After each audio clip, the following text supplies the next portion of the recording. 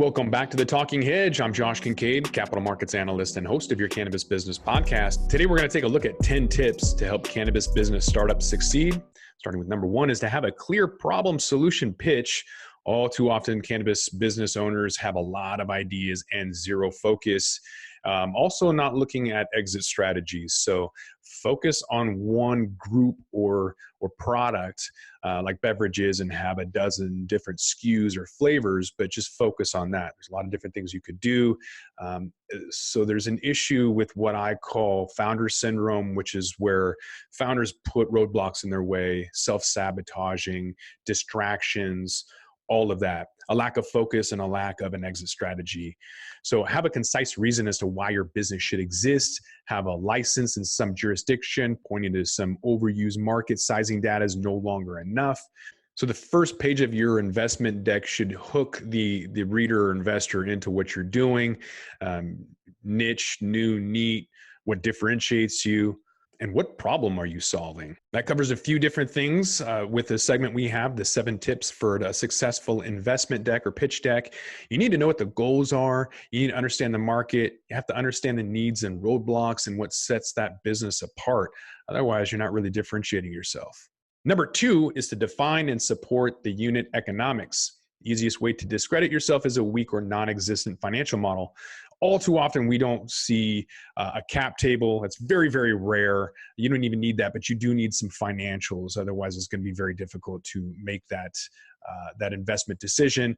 There's people that are worried about staying in compliance. So the old rule 144A would limit you to 35 non-accredited investors, but Obama passed a Small Business Act. So Regulation A is an exempt from that.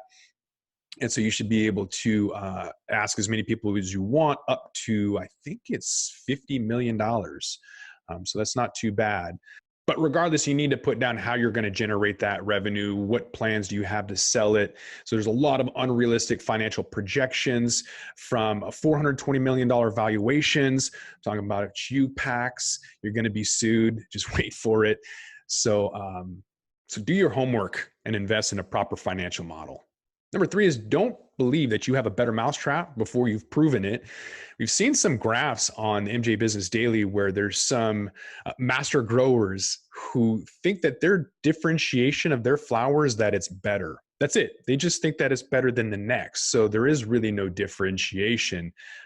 You have to kind of prove what you're doing and why it's better. So there's a lot of startups that believe that they have the best something because they've proved it in a small sample size with friends or a pilot scale, just small data sets. Institutional investors, they're not going to care what you believe. They go based on tradition. So, convenience and price are the 2 decision makers that people generally, consumers go after products for based on price and convenience. And so they're not going to believe you and what you have if your thing is the best, if it's not convenient and affordable and accessible. Number 4 is check your ego, raise money at an appropriate valuation. We talked about stupid numbers like 420,000 or 420 million. So ignore where your competitors raise money. A lot of people will go out and they'll try to just raise 500,000, which is more difficult than raising 5 million. I mean, if you think about it from, an accredited investor, institutional investor, they don't want to put out a million different loans. They'd rather put out just a couple and get a return back. It's a lot harder to manage smaller loans than it is bigger ones. So it makes sense to go out and ask for as much as you need to operate. You don't want to have to keep going back and going for, a series A and then B and then C and then diluting people. You want to go out and ask for how much you need in order to remain a going concern and operate from that capital. So there has been some issues or situations rather where people got a friends and family round at 25 million. This is for a rec shop here in Seattle. They have 6 locations. They went for Series A at 75 million, oversubscribed by 75 million. So total they had 150 million, and then immediately ran out and started getting licenses in all of these different states, overspent, went crazy, didn't understand what the valuations were in these other states, and then had to sell everything for 88 million to an Arizona-based company. I don't know if they lost money or didn't spend all of it. It's a private company, so I don't have those financials, but I did interview for the position. I've seen the inside, and it's frightening. There's a lot of companies that are taking in capital that don't have chief financial officers, that don't have a controller, that don't have a capital markets analyst. They have nobody in place to manage the finances. And then the investors don't have, maybe they have a board seat, but they're not holding the CEOs accountable. So and there's a lot of companies, not just CBD. I'm seeing tech companies, cannabis companies, everything. And it's frightening to me. And I think the majority of them are like this. I don't know, maybe I'm just kind of skewed right now, but from California to Canada, I'm seeing it everywhere. A massive amount of misappropriation of funds, lack of planning, no exit strategy, just a chaotic business in general. I expect to see a huge collapse in this industry this year, leading into next year, until it kind of just smooths out where people who don't understand business are out of it. There's a lot of altruistic people who are staying in, not paying themselves a salary. Eventually, when the market kind of dips, those people will be out looking for another job. Number 5, creativity does not belong in the capital structure. So simplicity is best when it comes to capital structures. Nothing is worse than looking at an equity ownership for a startup and seeing that it's already a mess. So keep it simple from day one. I've seen cap tables where an investor will come in and it's a syndicate. And for some reason, you can be a syndicate and have that count as one, but I've seen it done improperly where a syndicate with 200 members comes into Washington State, invested in a company, and now when that company wants to do any kind of changes, they have to get approval from all 200 people in that syndicate, as well as the other dozen or two original investors. So keep it simple. That capital structure could be messy. We've seen debt restructuring. Just to show a couple ones, there's $1 billion write-off from Aurora. There's $100 million debt fund from Acreage Securities. There are leaseback options. There's all kinds of creative financing out there. Just keep it simple. Number 6 is don't give away too much to advisors early on. While tempting, your startup doesn't need a 10-person advisory board. So think and treat your advisors more like employees. Have them earn their shares through milestones or targets.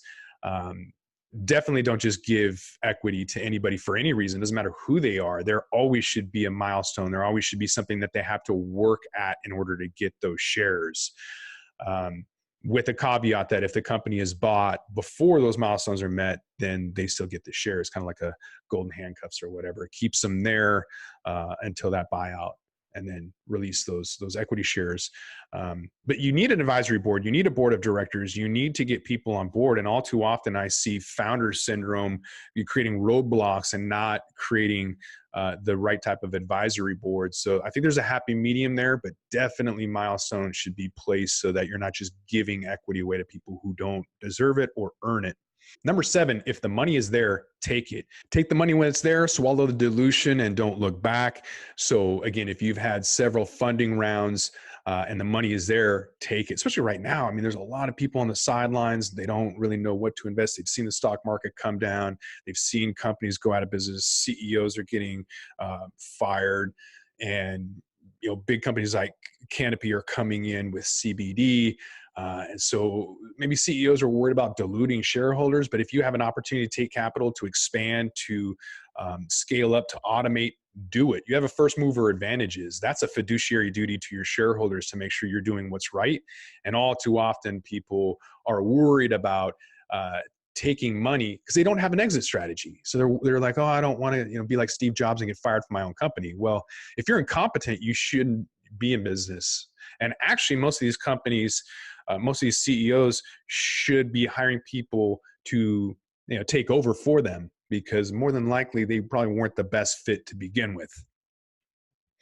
but at the same time, say no to bad investors. So number 8 on the list is be selective. So it might sound like having your cake and eating it too.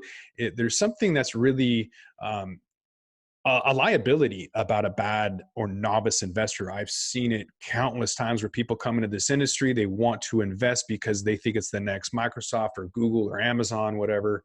And so they come in and they have no idea about a consumer product good. They have no idea what it is to for agriculture, for a commodity, for a Schedule One narcotic. They have no idea about all of these things. And so you don't want a novice investor. You don't want a bad investor. It's incredibly challenging and more of a liability than anything else. So here's 2 red flags to kind of be aware of. So the investor may think they know your business better than you do at the first meeting. And their first question is about when the liquidity event is. So they want to know when their milestones are met, when they get their equity shares or whatever else. And if they come in thinking that they know more about your business, red flags. People are going to get desperate, and the times are going to get tough, and they're going to take money from people they shouldn't. And it's just going to happen. But that's going to quicken the pace of consolidation, and I don't know, somebody will benefit from that bad decision. Number 9 is don't rely on regulatory change. I would also say count on it. There is no business as usual in this industry. It's always going to change. It's always going to create some issues, and that's good and bad. You need to stay flexible, but at the same time, you can't just not look at expanding your business and adding more SKUs. You need about 15 SKUs. 6 will make money, 6 will lose money, 3 will break even, but it's those 6 that make money that's going to carry everything else. So to be a trusted brand, to be a recognized, national leader or regional leader, you need to have more SKUs, and it's hard to do that when you're constantly looking at regulations and changes. Washington State has seen their own ridiculous regulations. In 2017, they banned gummies. In 2018, they wanted to implement rule changes to the edible market that would have affected 70% of the market by changing the shapes and colors. The next year they banned CBD beverages.